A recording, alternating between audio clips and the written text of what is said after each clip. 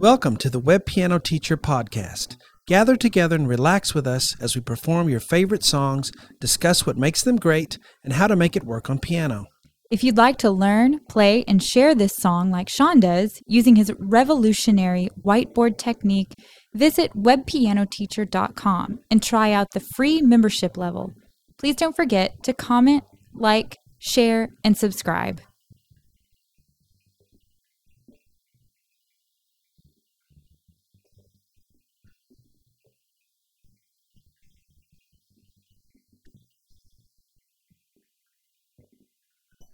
Welcome to the last episode. Well, the last episode of the Fleetwood Mack Rumours album series. Yes. And this last episode is going to be our original song that we wrote inspired by everything we learned about Fleetwood Mac and the Rumours album. So here we go.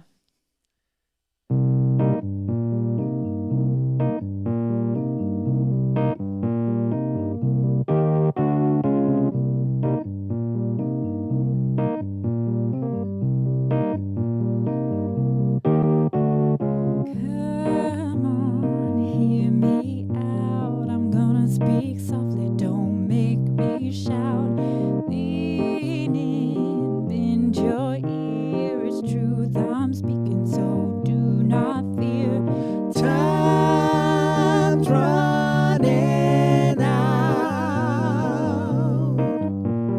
Trust me, do not doubt.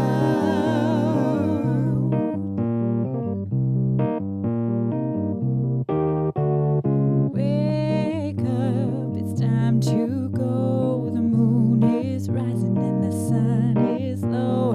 Hold up, steady now. Pay attention and I'll show you how. Quiet your soul. Pray to be made whole.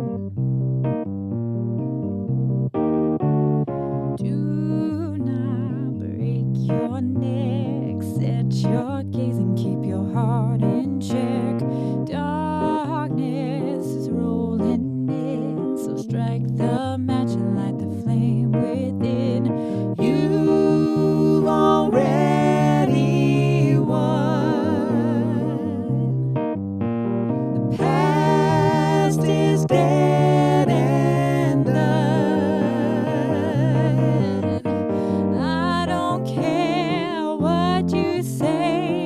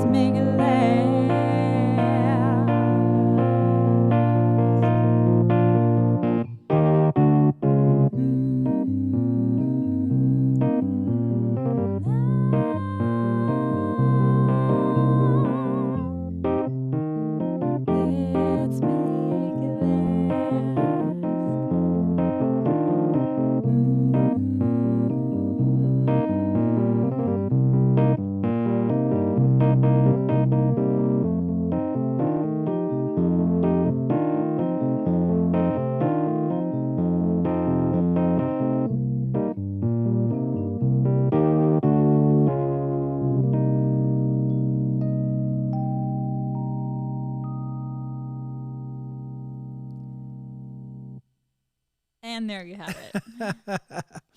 Wow, that is just cool. It's just you get in the groove and just Yeah. just feel that.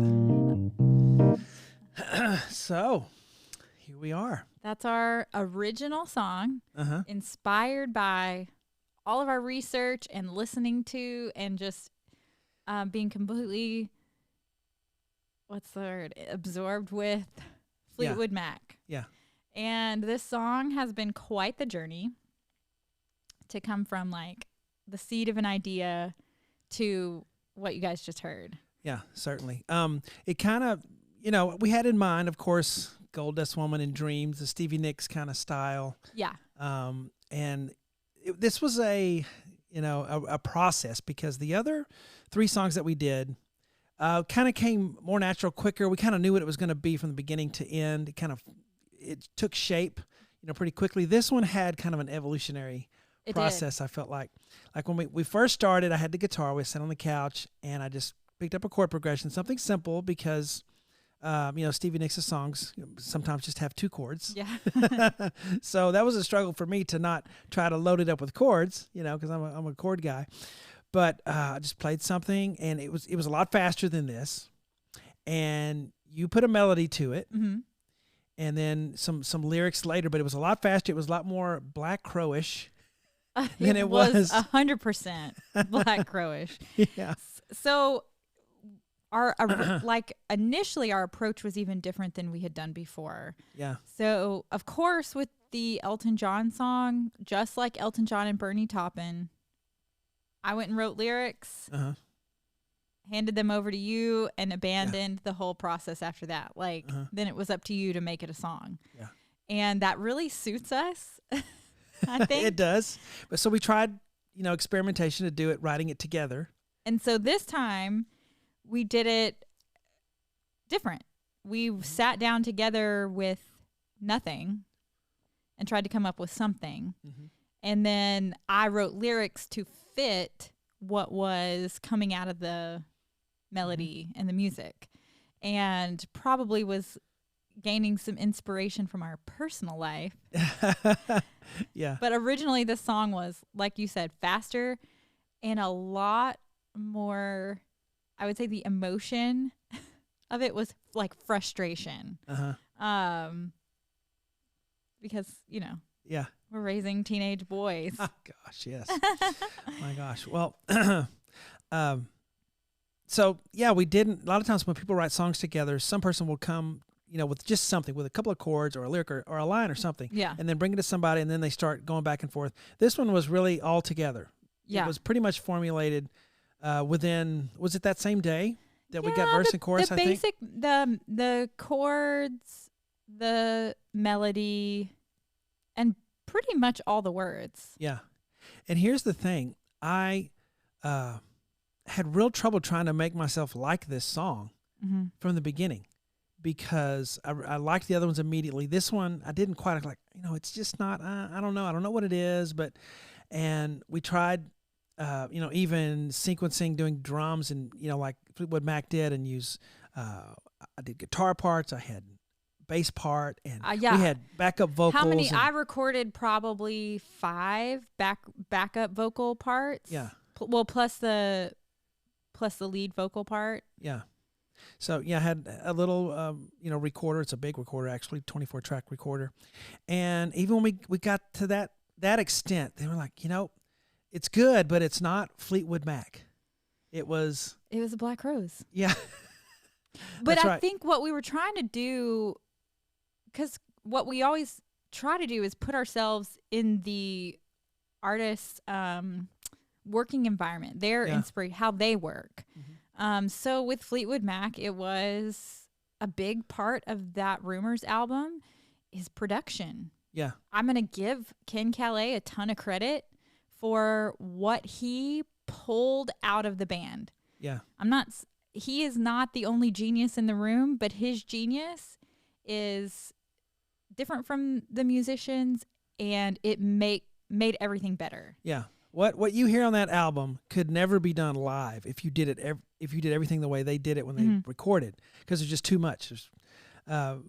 but yeah, the production element of it. And one thing I got out of it is realizing how tedious Yes. the production element Which is. is against. Oh my gosh, That's and not us. You lose your creativity after a while. You're just like, oh man, But that's where it's helpful to have that other person comes in. Their Yeah. creativity lies in the tedium, I think. Yeah, yeah, And ours does not.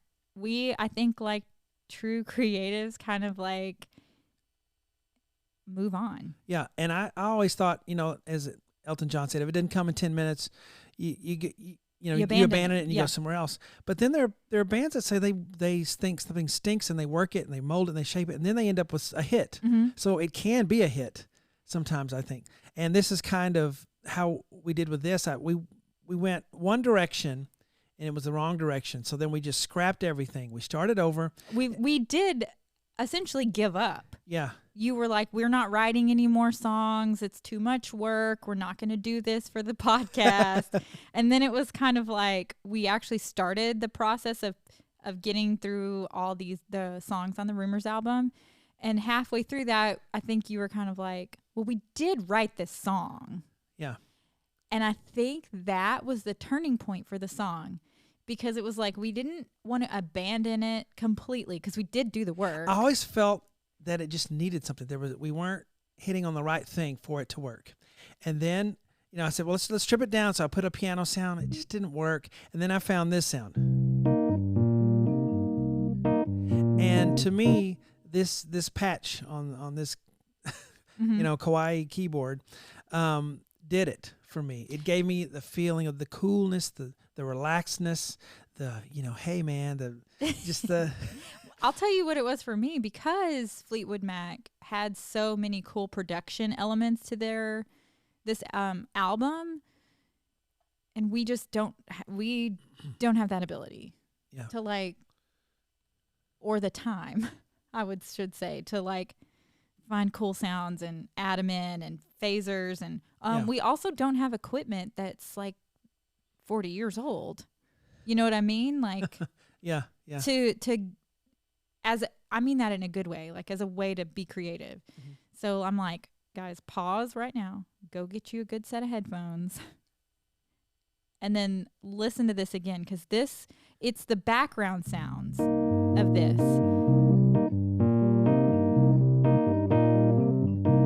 Sounds like there's a marimba or something playing down the street. I just hear little tiny mirrors clanging together is what it sounds like to me.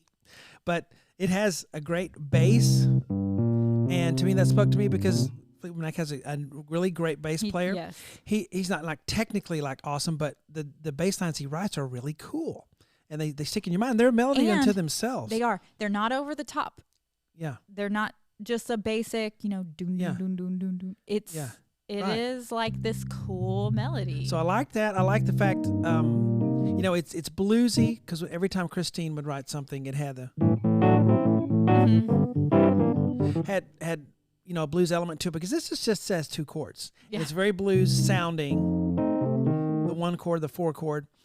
And it was hard for me to just do two chords because I feel like, I'm not doing enough. But there are a lot of great songs that only have a couple of chords, three, but then some songs only have two, And if you take out this part and then the two chords at the end of the chorus, it's a 2-chord song, right. 1 and 4.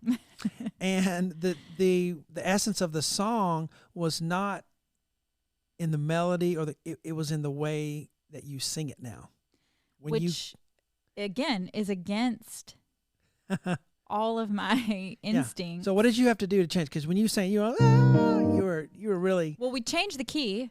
Yeah. So originally we had it in a higher key, which...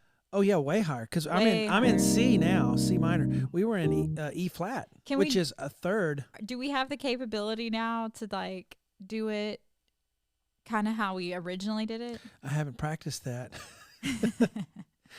Do you remember the key?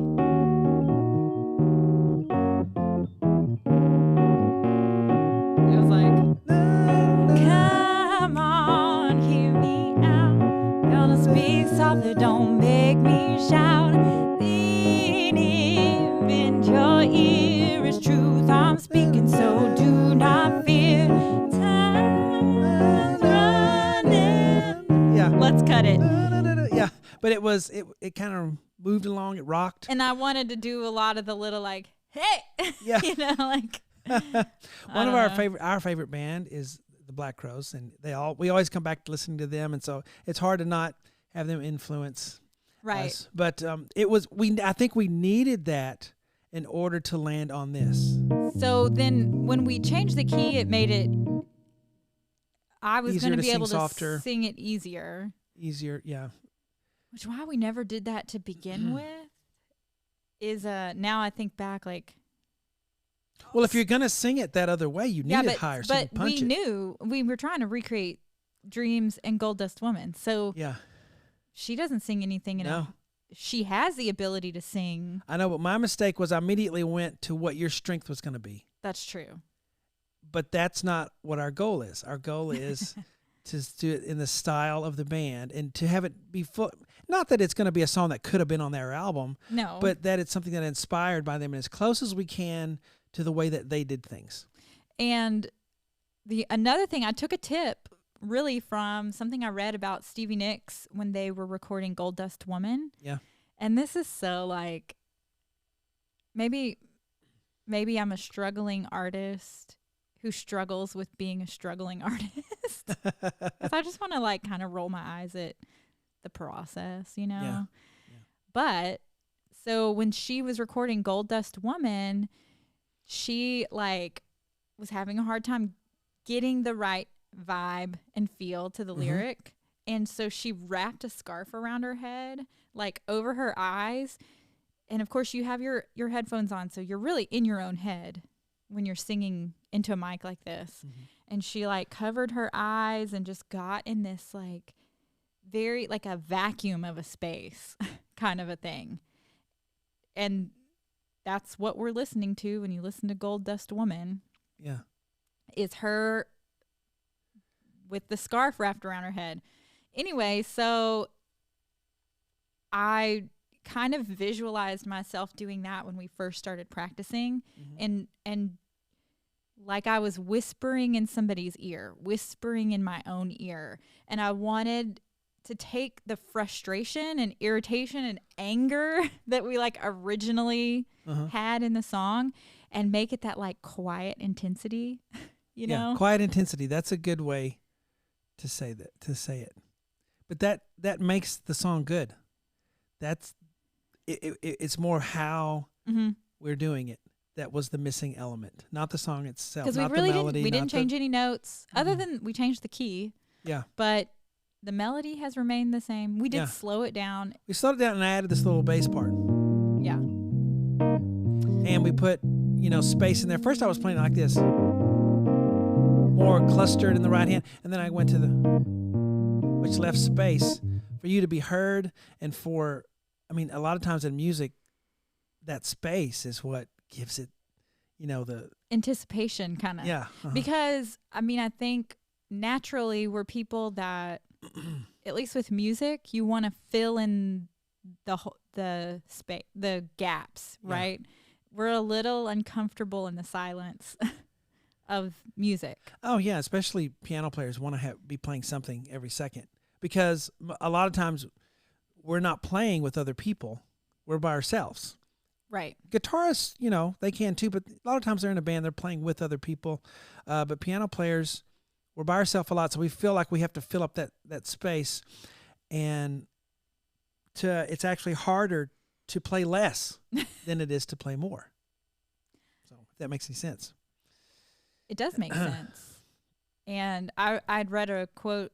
Billy Joel was doing an interview with somebody, or he was meeting with a record exec early in his career when he just couldn't get traction.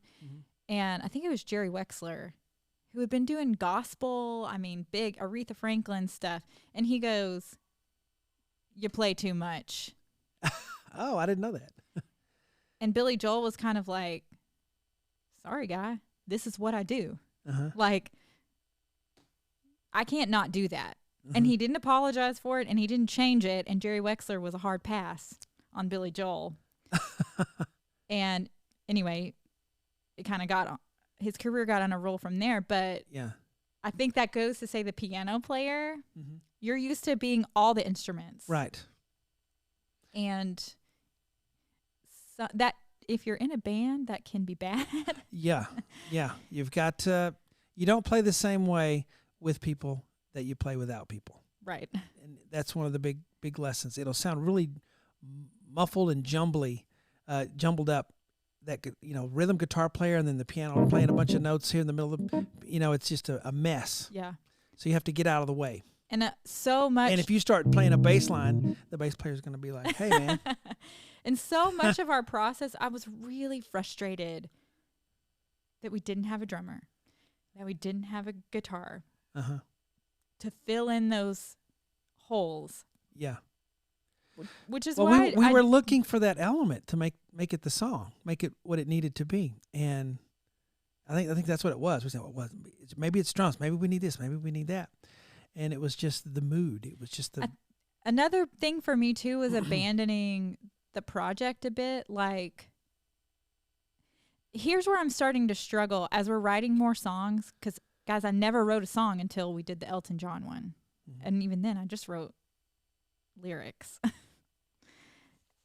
And so I feel like now maybe the struggle that I'm kind of seeing emerge is that there's like, we're trying to stay true to the project and stay true to the band and or the musician we're researching. But also I do feel a sense of like there's an emerging individual artist that we're kind of creating here. Like, what is our own style? Because initially you wrote the song to play to my strength. Yeah.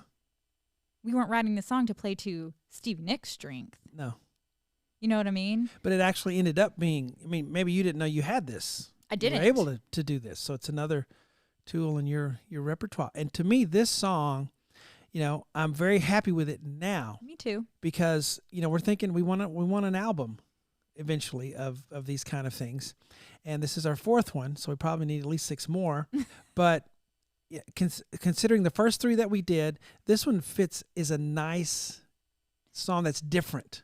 It's nicely different than the other ones. Well, what did originally I said, this feels like a solid like track number 5 on an album. You know, like I don't see it as a throwaway song anymore, but I do see it as a bit of a palate cleanser. Yeah. From what our real strengths maybe are. And for you, that's what did you say? The Elton John song has like, in just the intro alone, like 16 chords or something. Right. 16 different chords. Different chords. And I would say that's our natural strength and direction we would go. But I like this. After I hear the first 3 in my mind, they're great, they're good. And then this one's something completely different than all of those 3. And it's neat. And the lights, of course. When you turn the lights and put the lights on. We did. Yeah, we haven't mentioned that yet. Because this was a big part of when I the say mood. We wrestled with this song, I would say we originally came up with the idea for this song in like September, October. Of last year, yeah. And we totally put it away. I mean, literally, like, unplugged the track. But you know what? Not even realizing we were doing it, we were kind of doing the way Fleetwood Mac did songs. They struggled with. Well, the glory of the 70s is the record company gave the band, like, unlimited money and time. Yeah. Like Rumours took a year. Now. Gosh, you get maybe 2-3 weeks. Yeah, to do an album. To do an entire album. Time in the studio. You get 2 to 3 weeks in the studio. But they were writing the songs while they were doing that. They didn't have them ready to go in the holster, They had to write the songs. I also love, in the 70s too, they were getting to tour. They were promoting the previous album, Fleetwood Mac. That's the title. While they were recording Rumours. And so they were playing songs off of Rumours. They got like feedback from the audience. Yeah. And I think the feel for them, developing that feel. Really, we just developed it because we have never, ever practiced a song this much. Like, I actually have the words memorized. Are you going to do the lights or not? Are we going to? I will. I want to do that last because All right. it feels. Okay, so it's something for you to hold on to. Is the mood changed when we have lights here, and they have different colors on them or whatever, and we did a certain color and it was guys kind of put us in the mood for this song. So we'll do it again. We'll do it at the end, and you guys can see what we're talking about. But it was just us doing it over and over and over to figure out. Yeah, and that's not normally what I have to do. No, because literally, guys, all the other songs we've done for the podcast, they came together very quickly. Yeah. And we spend 30 minutes max practicing it. Yeah. Before we put it out there. Yeah. Well, there's a lot of writing the song where you're practicing it, I guess, when you're hearing it, working on it, but even then. Yeah. I mean, if quick. we probably put all the hours together on the Elton John song, 5. Yeah. And that's I feel like a bit of a stretch. Yeah. And this one, the most simplest song we spent the most time on. Yeah, but I'm happy Nothing with to hide behind in a simple song. Nope, there's not.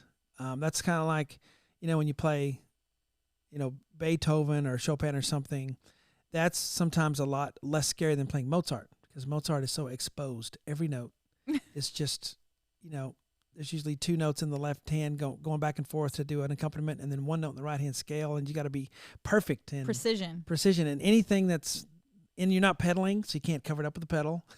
Right. So it's kind of like that. It's so exposed. And I think for some people this is going to be their favorite song. It's not my favorite out of our ones that we've done, but I think for some people it will But be. I like it. Yeah, I do too. I think for me, I remember the struggle. And that's not just the struggle of the song coming together, but just life. Yeah. Over the last 9 months. Yeah. It reminds me, I've learned to remember to stay on your goal, because a song can get away from you. Yeah. And it begins to become this thing that you didn't mean for it to be. That aspect, and also how tedious it is to do the production the way that they did it. Now I see why you hire somebody for that job. I do. That, and I also see how something that you may think is, in the beginning can actually turn out to be something pretty good if you follow it out and mold it and reshape it and spend some time with it. Now, there are some things that need to stay in the trash, but this is one that. Just from a learning standpoint, I like that we're doing these artists because it does stretch us. I mean, I would say we're not the Fleetwood Mac type artist. Now, if we had to write another Elton John song, yeah. Obvious. Now, see, that's what, because I feel him. I feel the way he plays and everything. So it's not hard to step into those shoes for me. Willie Nelson was a little bit tougher, but I grew up with country music. My mom playing his records, and I kind of imitated him all the time. Holding your nose, and he's kids do. And for me, he's such a storyteller. Yeah, and he's literally telling the story as he's singing. So that's easy for me to shift into that mode. But Fleetwood Mac was and even there's one more before that though. Even Carole King. Oh, that was easy. That was easy because I got a high male voice. She's got a low female voice like you have, and so I could sing her songs, and play. And she was not that much different than Elton John. Not as flashy, but chord wise and her creativity. Very similar. So it was easy to step into all those shoes, but this was different. A guitar-based band. Yeah. With lots of production. Lindsay sings in the stratosphere. Well, that fits. I can do that. Yeah. And it was different. Mm-hmm. The challenge. All right. So we'll show everybody. Okay. This is part of the process. This was the turning point, I think, for me figuring out how to do it and enjoying it. And it went from hearing about Stevie Nicks, I get why now they set the mood in a. Okay. All right, so we'll play it out. We hope you guys enjoyed this episode. We hope you enjoyed the whole entire Fleetwood Mac Rumours series. Yes, give us some comments on this video. We will answer them if you comment. Yeah, and if you like this, you can help us out. Share this episode or the other episodes. Write a review. We would love that. We would love love, it. that. All right. Here we go. Yeah. Need to get my Barry White voice on. Oh, yeah. Nice try.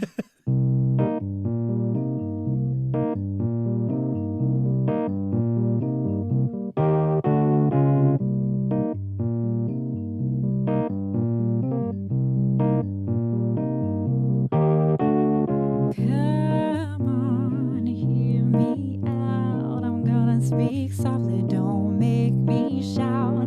Lead it, bend your ears. Truth I'm speaking, so do not fear. Time's running out. Trust me, do not doubt.